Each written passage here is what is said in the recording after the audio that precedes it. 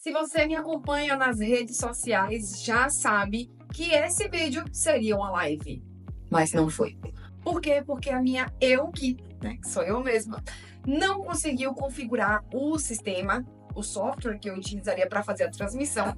Então, acabei não conseguindo fazer a live. O objetivo da live era você conseguir interagir comigo em tempo real para eu tirar as dúvidas. Tem um monte de vídeo aí sobre essa questão do Pix e eu queria fazer num formato diferente, que era justamente interagindo ali com vocês e tirando a série de dúvidas que eu sei que você tem, principalmente por causa da desinformação que as pessoas fazem questão de gerar dentro de um novo assunto.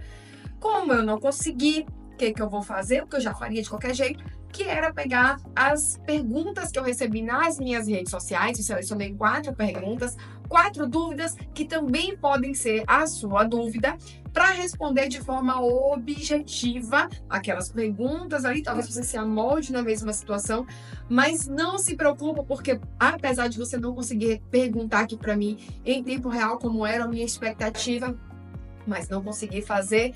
Se você tiver alguma dúvida que eu não falei nesse vídeo, deixa a sua pergunta nos comentários que eu vou responder para você, tá bom? Mas eu não desisto das coisas, né? Então o que eu fiz? Para o próximo assunto, eu não vou deixar você na mão, eu vou sim fazer a live. Eu já fiz o que as pessoas deveriam fazer, né? Chamei uma pessoa que entende do assunto para configurar para mim, porque essa não é a minha praia. E eu penso que é justamente por não ser a praia das pessoas determinados assuntos que gera essa desinformação, né? Várias pessoas que não têm prática no assunto, várias pessoas que não têm vivência diária, se acham aí no direito, vamos dizer assim, né? Se acham ali expert com as informações que recebem no WhatsApp, que muitas vezes são fake news, e aí causam mais um tumulto, mais uma desinformação do que informação efetivamente. E se você está nesse vídeo, eu sei que você está aqui pela informação. Então eu vou trazer para você, respondendo aí essas 4 perguntas que eu selecionei, informação de qualidade sobre esse assunto. Porque eu sei que você é um empreendedor que está preocupado com o seu negócio, eu sei que você é uma pessoa que está iniciando ali o seu negócio ainda enquanto pessoa física, quer entender o impacto disso. Eu sei que você é uma pessoa que movimenta dinheiro na sua conta por outros motivos e ficou preocupado com essa repercussão. Então, aqui você vai ter informação de verdade, informação de qualidade, e aí sim, você vai estar bem informado sobre esse assunto que tem gerado tanto burburinho nas redes sociais. E a primeira pergunta que eu selecionei aqui para a gente responder foi a pergunta que eu recebi de Lorena. Lorena, obrigada por ter enviado a sua pergunta. Sabe por que eu selecionei essa pergunta primeiro? Porque o secretário da Receita Federal já respondeu. Mas, ao meu ver, ele respondeu de uma maneira tendenciosa, se eu puder dizer assim, né? Eu acredito que muitos de vocês vão se amoldar nessa situação, porque é muito comum entre as pessoas o empréstimo de cartão de crédito, né? E Lorena mandou uma pergunta assim, ó: eu empresto meu cartão a terceiros, tenho uma renda de 9.500 por mês, mas recebo mensalmente no PIS mais ou menos 18 mil por mês. Acontece algo? Nas minhas redes sociais, eu até respondi assim, né? Tem risco, assiste a live. E aí, por que tem risco, né? E já vou dizendo para vocês como o secretário respondeu. Ele falou que sabe que é muito comum que os brasileiros emprestem cartão de crédito, né, entre si, e que não se preocupasse com isso, não, que isso não ia atingir essas pessoas. Eu discordo, tá? Eu acho que ele foi um tanto tendencioso nessa resposta, porque se a gente for entender de forma macro o objetivo, e a Receita Federal ela tem se manifestado muito sobre esse assunto, né? Ela já soltou várias notas, perguntas e respostas, o secretário tem se pronunciado. Por quê? Porque está gerando muito burburinho realmente, né? E essa questão do empréstimo de cartão de crédito já foi suscitada por muitas pessoas. Então, nesse sentido, né, eu quero deixar claro aqui que não sou a favor, não sou contra da Receita, dos políticos, não é isso. Já falei para vocês, informação de qualidade. Mas por que eu acho que ele foi tendencioso? Porque assim, se a gente for entender de forma macro o objetivo do programa, né, não é nada novo, tá? Eu vou aproveitando as respostas para ir trazendo embasamento técnico para vocês entenderem. Essa coisa de informar a Receita Federal, as movimentações bancárias, não é algo novo. Desde 2003, olha isso, há mais de 20 anos, a Receita Federal ela já recebe informação das instituições de cartão de crédito por meio do Decred, né, que inclusive agora foi extinto com essa instrução normativa nova que nasceu. Ela já recebe desde 2015 informações da E-Financeira, por meio da E-Financeira, que é uma declaração das instituições bancárias tradicionais, dos valores depositados. Só que com a modernização dos sistemas de pagamento, e aí vem o Pix, né, que é o que está sendo tão falado, a Receita sentiu a necessidade de atualizar essa normativa que já existia. E por isso incluiu o Pix nesse rol de informações que devem ser feitas pelas instituições bancárias, incluindo também as fintechs, essas instituições mais modernas, digamos assim, de pagamento, bancos digitais, né, e tudo mais, para que também façam parte da obrigatoriedade de enviar essas informações. Por quê? Porque o volume começou a ser muito alto por meio de movimentação por essas instituições. Então, por isso que ela atualizou. Então, se a gente pensar de forma macro no objetivo dessa informação da Receita Federal, ela tem como objetivo o quê? Monitorar suas transações mesmo, tá? No sentido de tributar quem efetivamente deve o tributo. E aqui, fazendo um parêntese, porque eu estou falando que efetivamente deve o tributo. Porque existe uma lei que já existe há muito tempo, que é a Lei do Imposto de Renda, que fala que quem ofere valores superiores ao valor determinado lá na legislação, hoje, no valor mensal, por mais de 2 salários mínimos, né, já é obrigado a pagar o imposto de renda, essas pessoas elas já são obrigadas a pagar o imposto de renda. Não tem lei nova aqui. Só que a Receita está querendo fazer o quê? Deixa eu ver se Lorena, né, que é a pessoa que enviou a pergunta, está recebendo mais de 2 salários mínimos. Banco, informa para mim quanto a Lorena ela recebe no mês. Então, claro que se a Lorena ela recebe 9.500 por mês, né, o valor da remuneração dela é de 9.500 por mês, mas está entrando em Pix para ela mais ou menos 18 mil reais, claro que existe o risco de a Receita Federal vir para a Lorena e perguntar assim: Lorena, me esclarece uma coisa aqui. Ó, você está declarando imposto de renda sobre R$ 9.500, mas eu vi que existe movimentação bancária na sua conta superior a 18 mil reais. Me conta essa história direito aqui. Isso não significa que a Receita já vai chegar autuando Lorena, né? Não significa isso. Olha, você movimentou 18 mil, pague imposto sobre 18 mil. Ela vai notificar a Lorena e vai falar: olha, percebemos que você movimentou ali na entrada de recursos financeiros na sua conta 18 mil reais. Isso que declarou sobre 9.500. A diferença seria X a recolher de tributo.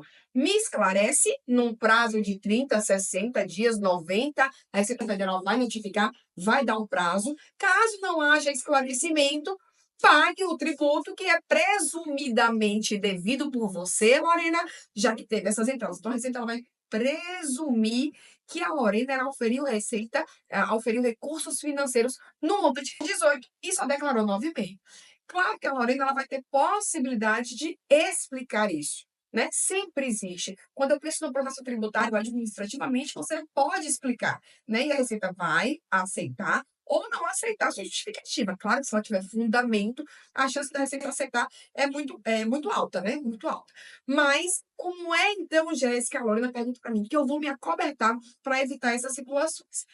O que eu recomendo aqui para você, Lorena? Caso você continue emprestando. Claro que existe um outro risco de prestar cartão, né, gente?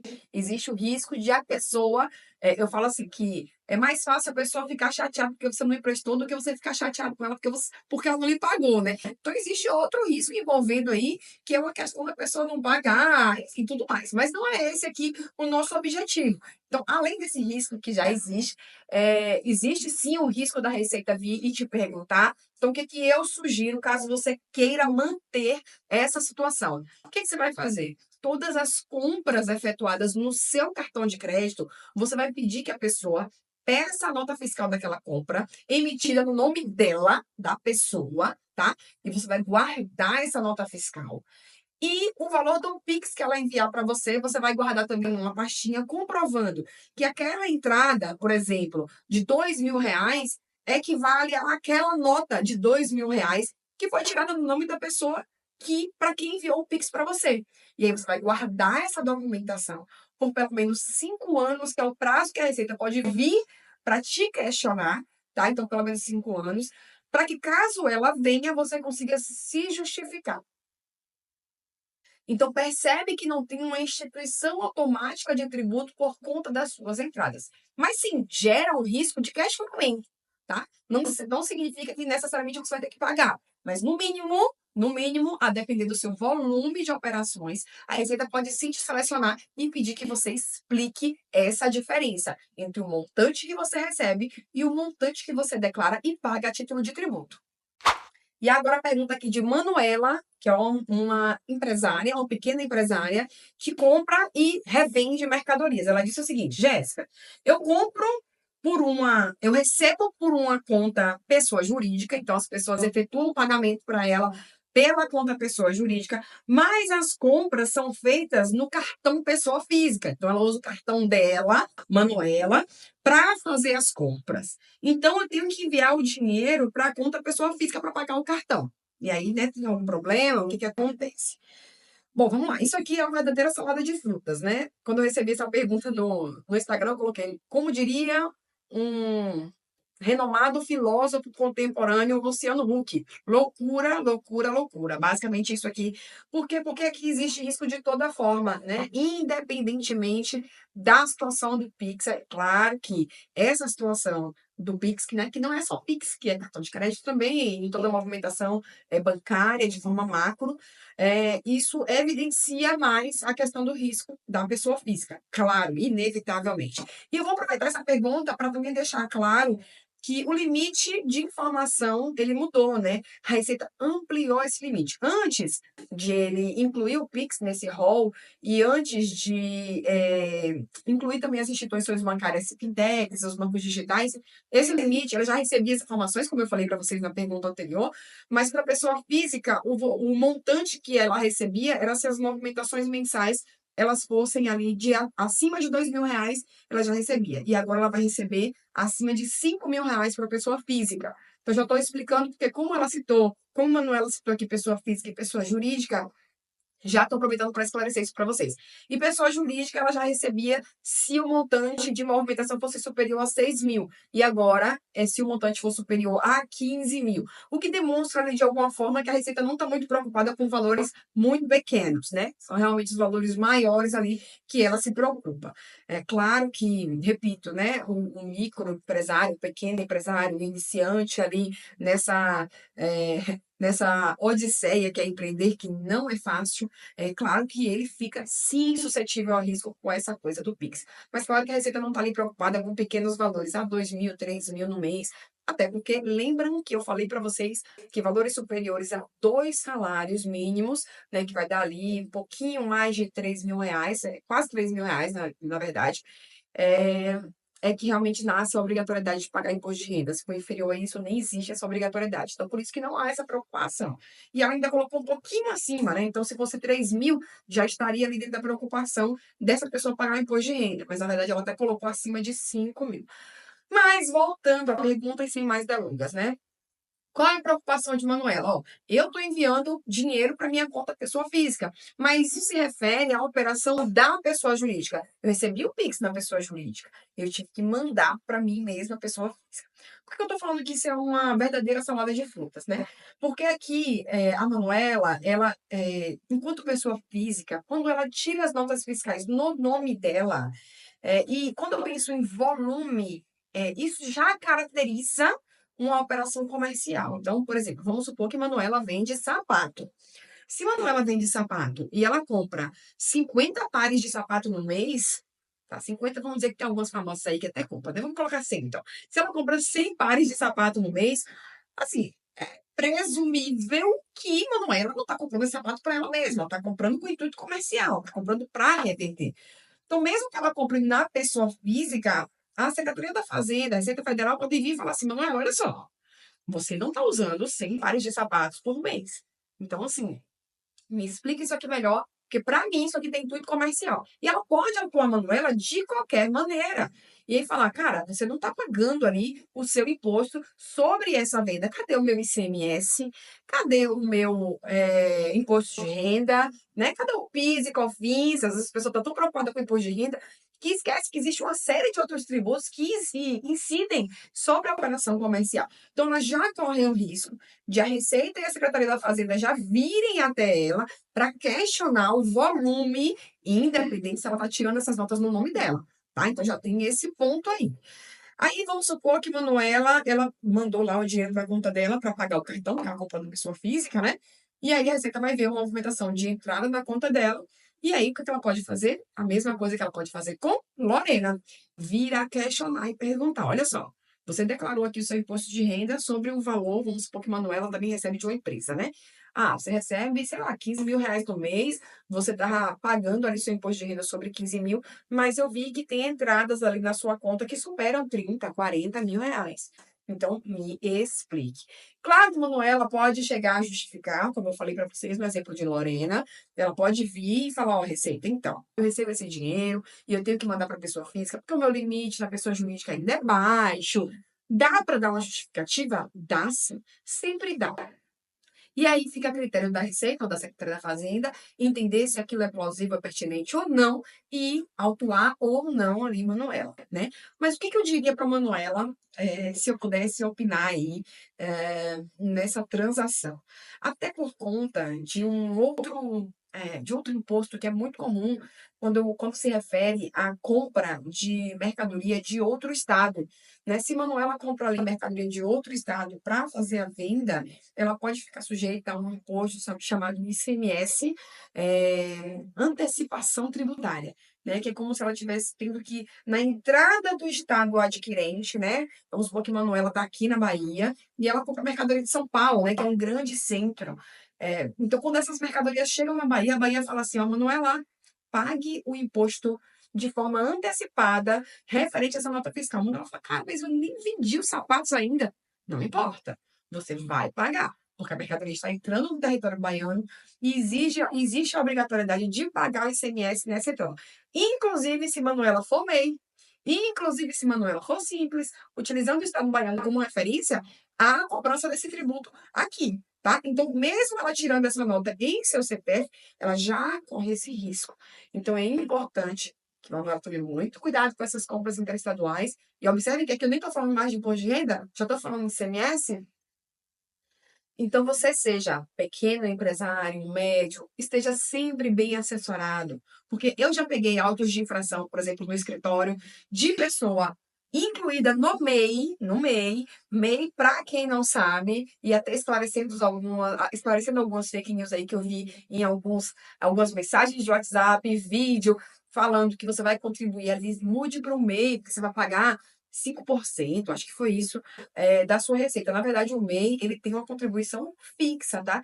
Então, o MEI, ele paga um valor fixo por mês, não vou me recordar aqui agora, vou colocar aqui na edição o valor, mas acho que é 89, alguma coisa assim. Então, tem um valor fixo, independente do faturamento. Se Manuela, ela fatura no mês em R$ 1.000, ela paga esse valor. Se ela fatura 6 mil reais, ela pagou o mesmo valor, tá? Então, mesmo sendo Manuela, então, ali dentro do MEI, ela pode ficar sujeita a pagar essa questão do ICMS, antecipação tributária. Então, o que eu recomendaria?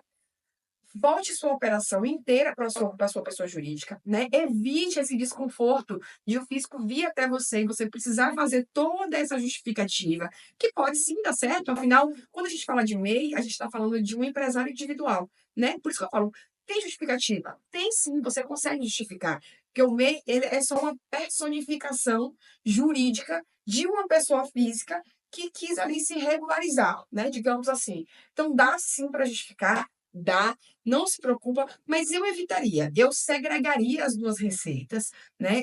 A minha receita enquanto pessoa física é uma, a minha receita enquanto pessoa jurídica é outra, as minhas compras de pessoa jurídica eu vou fazer no CNPJ, os meus recebimentos da pessoa jurídica eu vou receber na conta PJ e os pagamentos eu vou fazer pela conta PJ. Justamente para evitar esse desconforto de você precisar se explicar. Repito, dá para explicar? Dá. Guarde todas as notas fiscais, todos os comprovantes de pagamento que você fez para essas pessoas, para esses seus fornecedores, né, para quem você comprou, de quem você comprou, melhor dizendo, e você consegue sim justificar, tá? Mas é melhor você não ter esse desconforto, é melhor você não ter esse trabalho. Muitas vezes você não vai ter a destreza de preparar uma resposta para a Receita Federal ou para a Secretaria da Fazenda. Você vai precisar contratar um advogado, um contador. Isso pode lhe custar algo que não seria necessário se você regularizasse ali o seu processo, tá bom? Então, essa aí é a minha orientação para você, para evitar esse desconforto junto aos entes tributários. E vamos agora para a nossa terceira pergunta, que foi a pergunta de Vitória. Eu vou ler aqui a pergunta para vocês, tá? Subcontrato fornecedores que normalmente não emitem nota fiscal. Vou precisar começar a pedir nota fiscal? Ela mandou isso na caixinha, né? Aí ela foi e mandou um direct. Ela falou assim: é muito grande, deixa eu explicar. Aí ela colocou assim: olha, o meu cliente me contrata. Eu emito nota para o meu cliente, mas eu preciso de um serviço de outra empresa. Aí essa outra empresa faz o serviço sem emitir nota fiscal. Vão precisar emitir a nota agora, né? Eu pago o imposto da nota que eu emito, mas ele recebe e não paga. Isso daria problema para mim e para ele ou só para ele? Realmente, não caberia na caixinha, né, Vitória? Caramba! Mas vamos esclarecer. Nesse caso aqui, deixa eu tirar a pergunta. Nesse caso aqui, a preocupação da Vitória é o seguinte: ela precisa subcontratar um serviço para que ela consiga prestar o serviço dela. Né? Existe ali uma mão de obra especializada, alguma coisa que Vitória precisa fazer. E esse cara, para quem ela paga, não emite a nota fiscal. Bom, vamos lá. O fato desse cara não emitir nota fiscal não pode, não vai gerar problemas para você, né? Até pode gerar, se a gente for pensar em uma parte mais previdenciária, porque isso aí pode caracterizar um pagamento de autônomo e a receita pode vir, isso independente dessa questão do Pix, tá? Dessa questão de informação financeira, isso já existia, não foi incluído agora, mas isso pode te gerar um risco no que se refere à contratação de mão de obra sem recolhimento da contribuição previdenciária. Quando você contrata um autônomo, você precisa pagar na sua folha, recolher. Isso vai depender de um monte de coisa, tá? O regime de tributação, tem um monte de variável aí. Mas, de forma macro, você precisa recolher o INSS desse cara. A não ser que esse cara é uma pessoa jurídica, então é importante que ele emita nota para que você não corra esse risco, tá? Mas, no que se refere a essa questão da movimentação financeira, eu entendi na sua pergunta assim, Vitória. Uma pessoa lhe contrata por R$ 10.000. Você emite a nota de R$ 10.000 e você vai pagar o imposto sobre R$ 10.000, né? Se você for ali do Simples Nacional, que paga pelo faturamento. Se você for mês, você está dentro do limite de recolhimento anual e você paga o seu valor fixo ali mensalmente. Então, eu entendo que você não tem risco nenhum com essa instituição da obrigatoriedade das instituições financeiras passarem a informar quanto você recebe, quanto você paga, se ultrapassado ali o limite, tá? Sim, tem risco para o seu prestador de serviço, porque se ele recebe de você e de outros fornecedores ali e acaba passando o limite mensal, a Receita vai ter essa informação e pode perguntar para ele: olha, você recebeu da empresa da Vitória ali num mês R$ 5.000 e mais de um outro fornecedor você recebeu mais 5. Você não pagou imposto, então cadê o seu imposto aqui? Mas isso não lhe afeta em nada nesse sentido. O que pode acontecer é essa questão da contribuição previdenciária, né, que aí já é um outro assunto e não tem nada a ver com esse tema. Então, fica de coração tranquilo, que não vai te gerar problemas o fato de ele não emitir a nota para você. Agora, minha recomendação, que eu sempre estou trazendo ao final, é que você exija a nota, sim, né, para um efeito de controle. Se você quiser migrar um regime de tributação a depender da sua receita, poxa, sua receita está aumentando, né? E aí você pode aproveitar créditos a depender do serviço que você está tomando desse cara. Se ele for um insumo para você, ele pode te gerar créditos de PIS e COFINS, por exemplo, né? Vai vir aí a reforma tributária, que vai ter não cumulatividade plena. O que que é isso? Toda compra que você fizer, toda contratação que você fizer, você vai poder abater créditos se você não tiver no Simples Nacional. Então, vale você pensar estrategicamente falando nessa possibilidade de solicitar o documento fiscal para o seu prestador. Isso vai depender do seu volume de faturamento no mês, do quanto você está pretendendo crescer aí no próximo ano. Isso é mais uma análise tributária no aspecto de economia fiscal, digamos assim, tá? Mas problemas por conta de movimentação financeira, fique de coração tranquilo que você não vai ter. E a última pergunta que eu selecionei para falar para vocês hoje foi a pergunta do Tássio. Vamos ver o que o Tássio trouxe para a gente. Recebo entre 30 a 40 mil no ano da empresa para cobrir custos emergenciais. Esse valor vem em um cheque não nominal e, para facilitar, eu deposito ele em minha conta pessoal. Quais os riscos? Aqui eu tô mais preocupado com a sua empresa, viu, Tássio? Aqui eu vou chamar Ivan para me ajudar a entender se isso não é uma remuneração velada. Mas, assim, eu teria que entender de forma mais profunda, qual é o objetivo, se você presta conta, se você envia as notas para a empresa desses custos emergenciais. Eu teria que entender um pouco mais, enfim, mais no detalhe, né? Mas vamos partir do pressuposto, vou fazer dois cenários aqui, então. Vamos partir do pressuposto que você presta contas para a empresa. Então, você tem esses custos emergenciais e todo mês ali você vai prestando contas. Ah, recebi um cheque de 40 mil e depositei na minha conta. No primeiro mês, eu provei para a empresa que tirei notas fiscais e mandei para elas, isso somou 5 mil reais. Ah, no outro mês teve mais 3 mil reais. Está prestando conta desses custos. Eu entendo que é um cenário bem tranquilo, você tem todas as provas, né, que você recebeu esse dinheiro. É importante guardar os documentos sempre, sempre guarde. Mas eu entendo que é um cenário perfeitamente possível de ser explicado. Então, do mesmo jeito ali que foi a situação de. Que foi a primeira pergunta que eu respondi, gente? De Lorena, mesmo jeito que foi a questão de Lorena, que eu falei, guarde as notas fiscais, né? Então, eu falo a mesma coisa para você aqui. Então, guarde os documentos, né? É importante você guardar sempre para poder justificar se for necessário. Agora, vamos partir do pressuposto que você não tem que prestar conta nenhuma. Esse dinheiro é muito livre aí para você e você pode fazer com ele o que você bem entender, sem necessidade de explicação.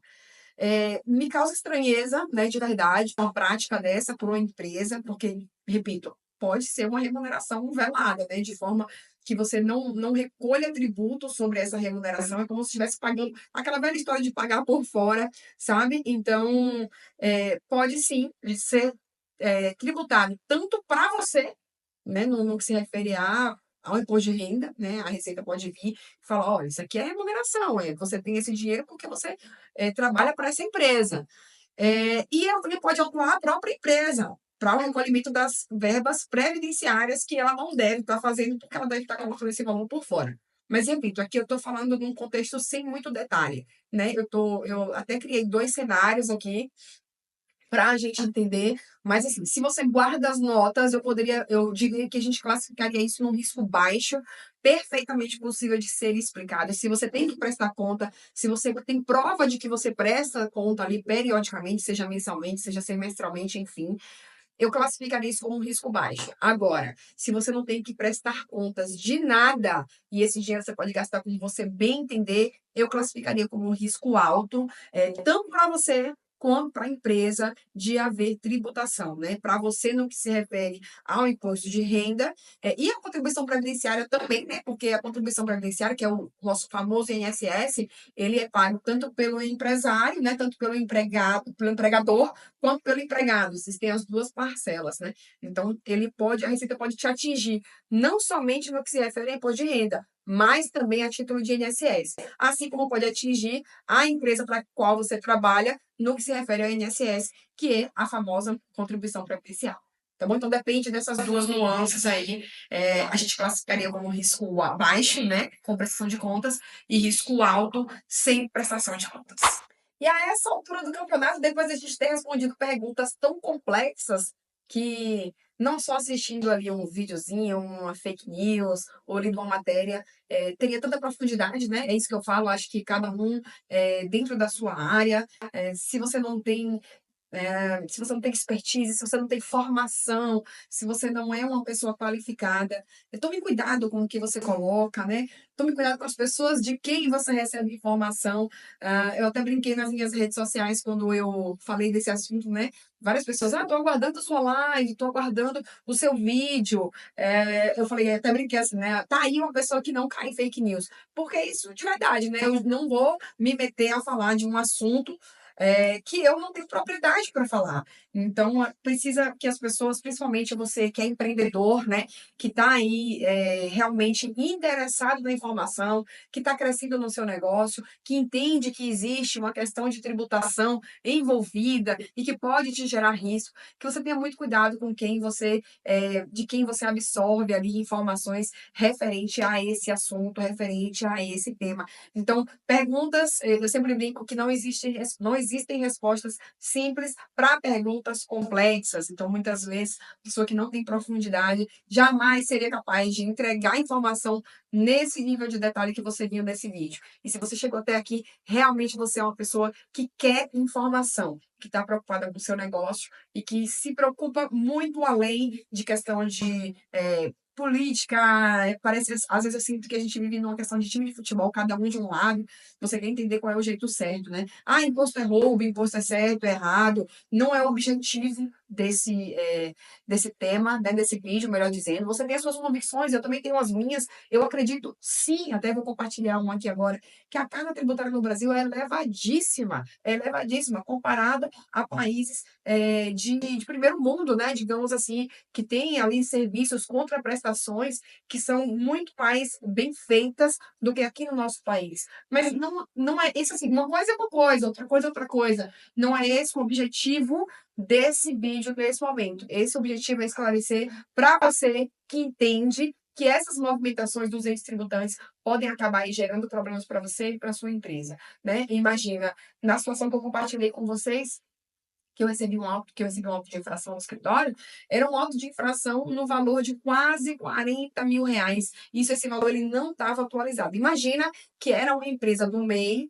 que pode faturar no máximo R$ 89.000 no ano. Então, você imagina que como é que uma pessoa que fatura R$ 89.000 no ano consegue arcar com um auto de infração de quase R$ 40.000, que com certeza ultrapassaria essa cifra quando fosse atualizar o valor, né? Então, uma empresa sem assistência tributária correta, ela pode sim vir a quebrar, né? Isso pode acabar ali com o seu sonho. Então, é importante, igual eu falei, né? Empreender é uma odisseia de fato.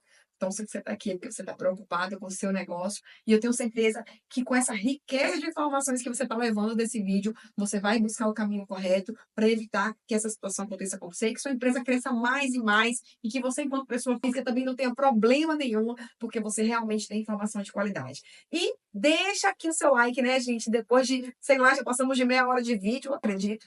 Deixa seu like, porque é bem importante para a gente esse reconhecimento da informação, né? Eu tenho certeza que isso vai ajudar você, vai ajudar alguém que você conhece. Caminhe esse vídeo para quem está em alguma situação similar a essas 4 perguntas. E vou reiterar, hein? Não respondi aqui uma das suas dúvidas, deixa nos comentários que eu vou responder para você, tá bom? E a gente se encontra sempre no nosso próximo vídeo.